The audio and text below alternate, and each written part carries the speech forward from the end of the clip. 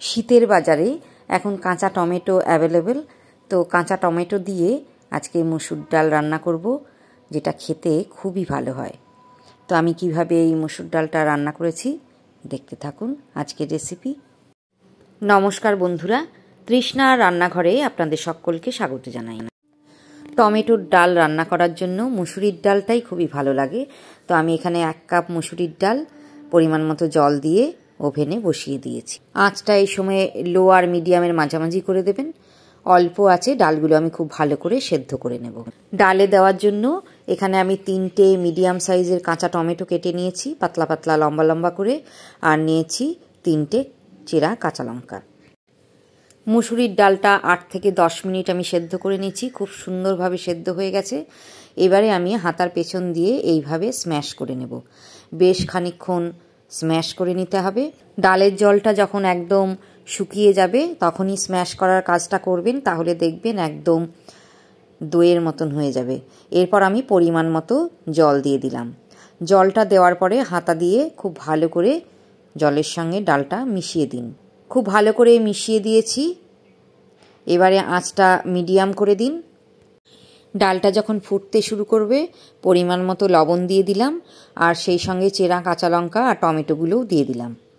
এরপরে জাল হতে থাক, টমেটোগুলো নরম হওয়া পর্যন্ত ডালটা ফুটিয়ে নিতে হবে। দিয়ে দিলাম পরিমাণ মতো হলুদ গুঁড়ো। এবারে আরও একবার ভালো করে নেড়ে দিচ্ছি। মিনিট 2-এর মধ্যেই দেখবেন ডালটা ফুটতে শুরু করেছে। এইভাবে 4 থেকে 5 মিনিট ভালো করে ফুটিয়ে নিতে হবে যাতে টমেটোগুলো গলে যায়। অনেকেই প্রেসার কুকারে ডাল সেদ্ধ করে রান্না করেন, কিন্তু মুসুরির ডাল এইভাবে কড়াইতে সেদ্ধ করে যদি রান্না করেন তাহলে অনেক বেশি টেস্টি হয়।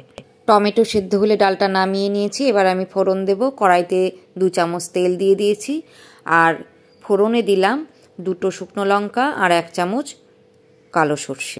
সর্ষেটা ফুটে উঠলে আর শুকনো লঙ্কাটা ভাজা ভাজা হয়ে গেলে ডালটা আমি ঢেলে দিচ্ছি। ডালটা আরও একবার খুন্তি দিয়ে আমি নেড়ে দিলাম। এবারে 2 থেকে 3 মিনিট ডালটা ফুটিয়ে নেব। 3 মিনিট মতন আমি ডালটা ফুটিয়ে নিয়েছি। এবারে দিয়ে দিলাম 2 টেবিল চামচ মতো ধনেপাতা কুচনো। ধনেপাতা কুচি দিয়ে ভালো করে নেড়ে দিন। তৈরি হয়ে গেল কাঁচা টমেটো দিয়ে মুসুরির ডাল। টমেটোর ডাল এরকম পাতলা পাতলাই ভালো লাগে, তো আমি এরকমই রাখলাম। অল্প একটু টকটক লাগে আর গরম ভাতের সঙ্গে অসাধারণ লাগে বন্ধুরা। তো এইভাবে যদি না খেয়ে থাকেন তাহলে অবশ্যই একবার রান্না করবেন, দেখবেন খুবই ভালো লাগছে খেতে।